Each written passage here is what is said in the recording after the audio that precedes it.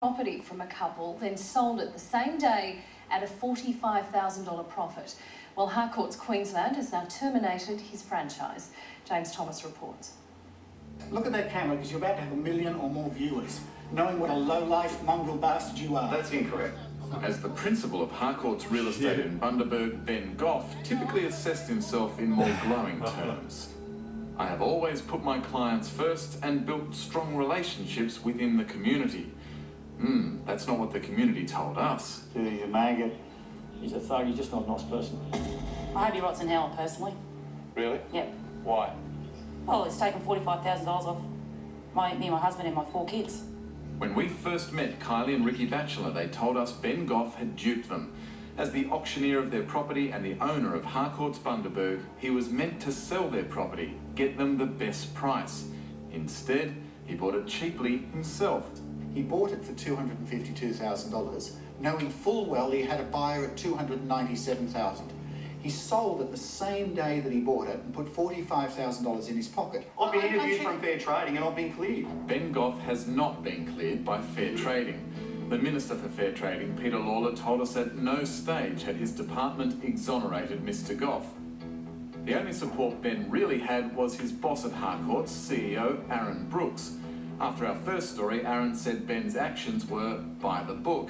But guess what? Ben Gough has now been sacked. Harcourts have had a change of heart, and now they say they can no longer tolerate Gough continuing as a franchisee of this group because of his unacceptable behaviour. My reaction is good. They've got rid of the bad guy. Now they've got to fix up what the bad guy did. Pay our money back and send him to jail for a few months. They'd have fun with him. Harcourt's attitude to compensation is confusing.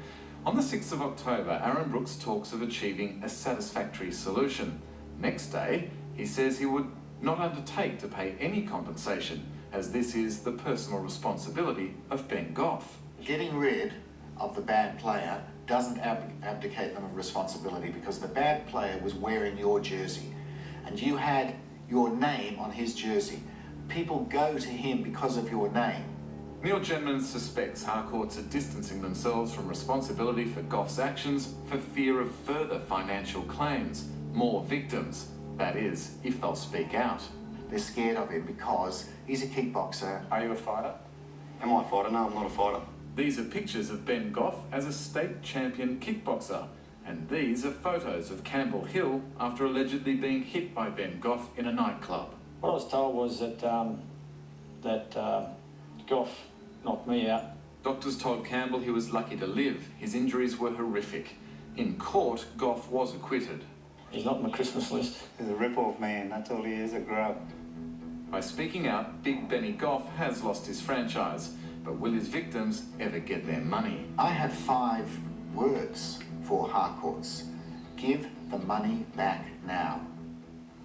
Now, while Queensland's Office of Fair Trading says it hasn't exonerated Ben Gough, it hasn't acted either, and it won't comment on how long it will take. Now, as a nation, our reaction yesterday to the